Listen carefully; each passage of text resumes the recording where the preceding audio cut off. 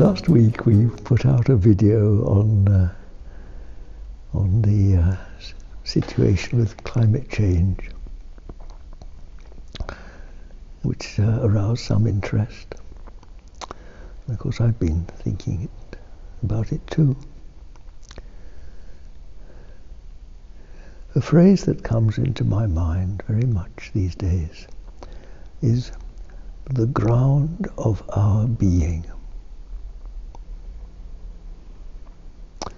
which describes very well what I've tried to explain as the spiritual counterpart of the physical world. When you think how the earth produces plants and all that is required for life, it comes out of the earth, doesn't it? It grows, as we say, out of the earth. Well, now, and from the earth, with our feet on the ground, we look up and sort of think of spiritual as upwards, don't we? Through the body, mind and spirit. It's sort of, we automatically think of it in terms of going upwards, up into the heavens, whatever that is. Well, particularly those of us who practice meditation, we begin to get a point of view, just like climbing a mountain, where instead of look from the below looking up, we begin to look down from above. You see? So you can either look upwards or look downwards. Which both give one a slightly different perspective on things.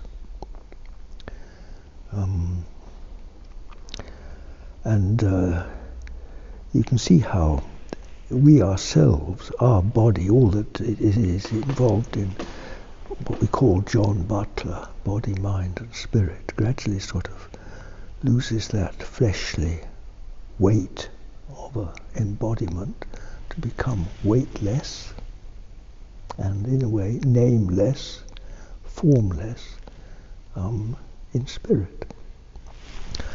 And as we ourselves do that, man is a microcosm, of course, of the whole cosmos. And if we want to understand what's happening to Earth now, we do well to study what's happening to ourselves, because we are a microcosm. We are the Earth in miniature. And whatever lessons we have to draw from our present destruction of Mother Earth is, of course, just an extension of what's happening to us as individuals. Well, again, the natural process, particularly if we've had any focus at all on spiritual life, is to evolve, as it were, from body through mind to spirit. And we talk of the human soul. Well, in exactly the same way, you see, the earth also has this spiritual counterpart, which you can call the ground, meaning the spiritual ground of our being, from which all that takes place on earth, the process of growing, takes place in spirit. Just, you know, the sort of, you probably heard the world situation described as the real world back to front, like a mirror image. It's the wrong way around, isn't it? Your right becomes left and your left becomes right. Well, this is really what we're experiencing. And the real hope for this world is to recognize this. You see, the hope for mankind, no matter how many new drugs we have, you know, marvelous cures for heart attacks or cancer or whatever it is, you're only postponing the inevitable death to die another day, you know. We're just fooling ourselves. You never think you're going to prevent death. All we do is make life a little bit longer, which may or may not be an advantage. And you see, so with the earth,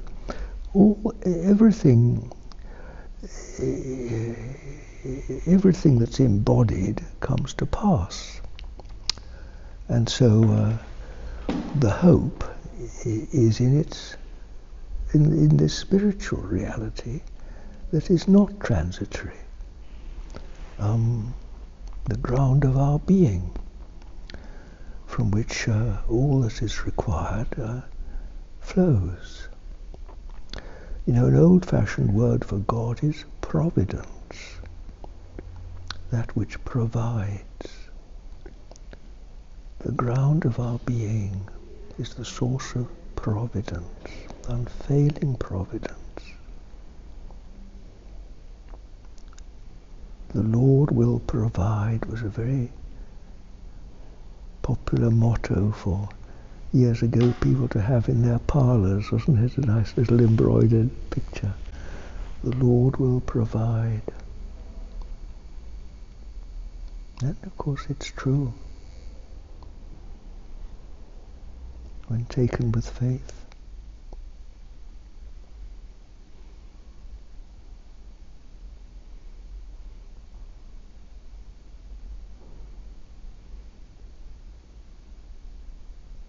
The ground of our being.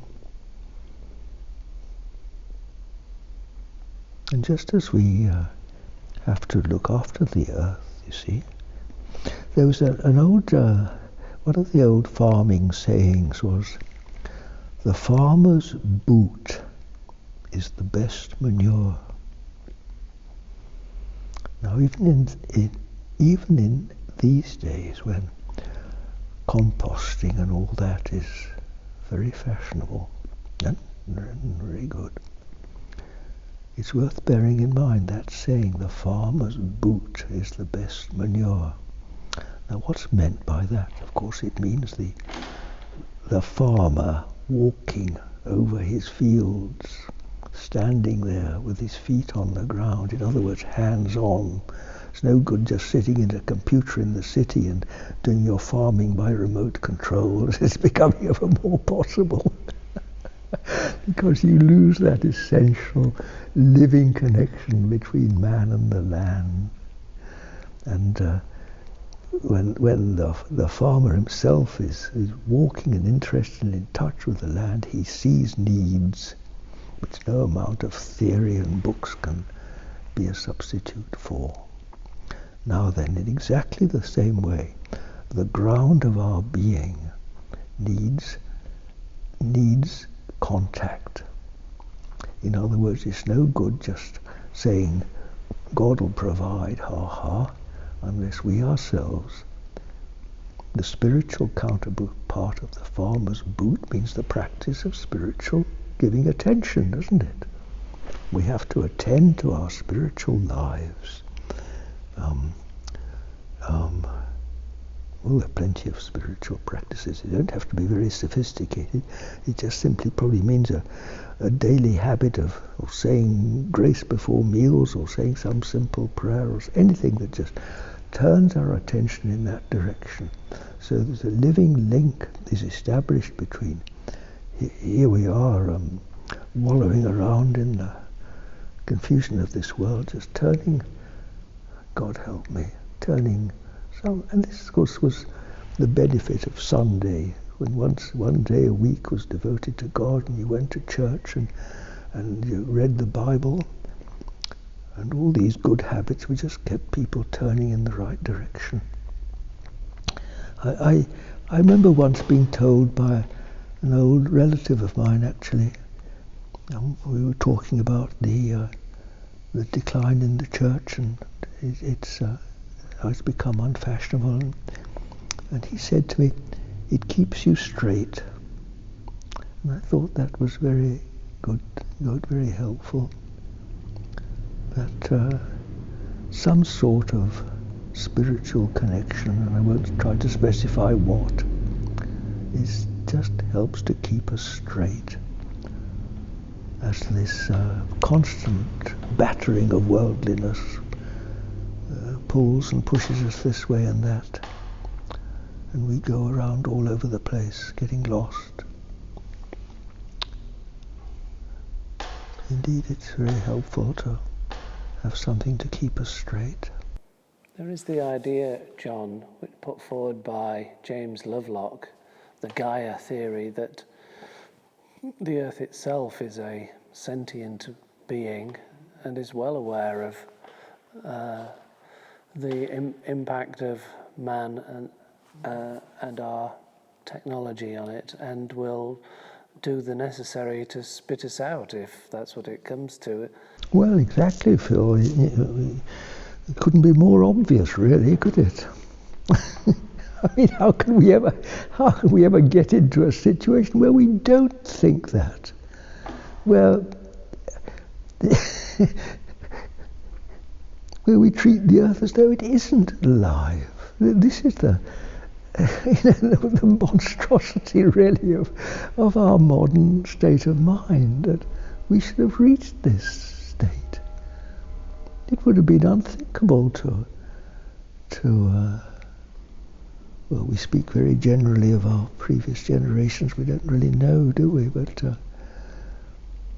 I think almost anybody that has his feet on the ground, or the sort of farmer that walks the land, it's self-evident that land is a living organism, a living thing. And goodness me, what about the fairies and the angels? Aren't these real?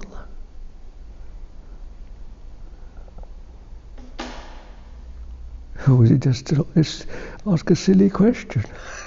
It seems obvious, doesn't it, to some people? But I remember there was, quite a long time ago, there was a book written, I think it was called The Secret Something of Plants, and some woman had done research which proved that plants feel. And of course people got excited about this. But goodness me, people have been aware throughout history that plants feel, and you don't need a scientific experiment to tell you that plants have feelings. But of course we've become so blunted, honestly, we're so blinded and blunted insensitive in our perceptions that we don't see it, and of course we treat the earth accordingly as just some chattel for the use of man. Yes, of course the world. I think this woman pointed out something about plants screaming with bad treatment. I remember this very clearly. I think she used the example of cutting the head off a cabbage and hearing it scream. Well, I've had many experiences, probably slightly toned down, but I was very well aware of every time I pulled a carrot from the ground that you're actually killing it, aren't you? Yes, all these things need to be really rediscovered, and thank God there are a few individuals and places these days where people are trying to rediscover this. I read recently, John, that that lovely smell of freshly mown grass is actually a scream, for a warning to fellow blades of grass. It gives off some chemical to warn your neighbours that the mower is on his way. Oh, how we love to attach explanations to things, don't we? Yes. I'd be interested, just finally, to note, you, as a young man, you spent some time, was it in Peru, with, let's say, indigenous people who lived on the land there, and did they have a distinctively different perspective on their relationship with the land, with the earth? Well, my Spanish wasn't good enough to converse about it, which is probably just as well. But just observing the lifestyle there was perhaps indicative of that.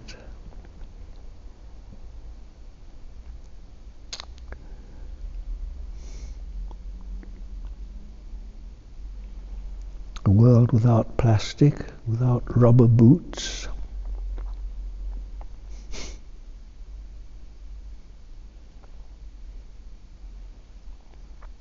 It's very cold and wet on top of the Andes at times of the year. I was there at a time of almost constant snow and rain and bitterly, bitterly cold. And these people had nothing but little leather moccasins on their feet and woolen ponchos to cover their shoulders. They must have been sopping wet, weeks on end. Only a tiny little peat fire in their little adobe huts. I can't imagine. I mean, I couldn't. I'm not. Maybe if I had to, I'd have had to, but it's difficult for us even to imagine how the metabolism of people that can live like that.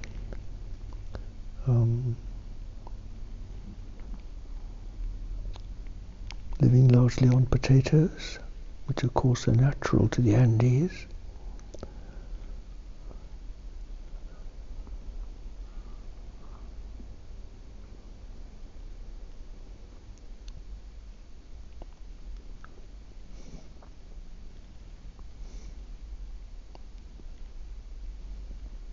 Well, of course they're closer to the elements.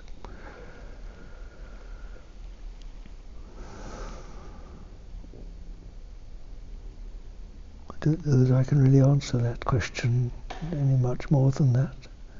I've been very fortunate. I've also been in Africa. I've seen how the Bushmen live.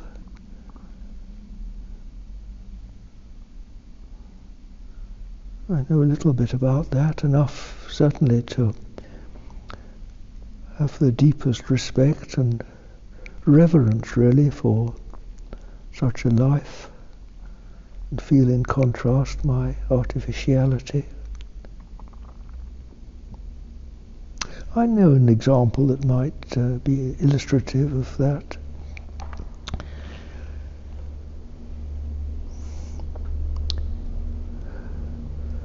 I wonder how many people listening to this have really had the opportunity to see wild animals in a natural situation. And what an incredible experience that is. For there's a light about them. Truly something angelic. A purity and a light that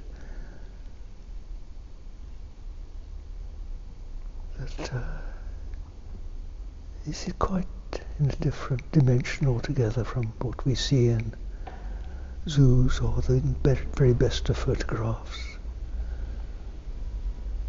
It's something truly awesome.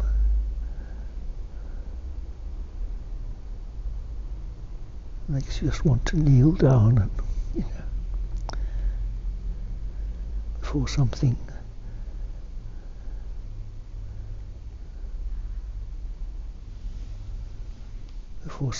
of an order that we have lost.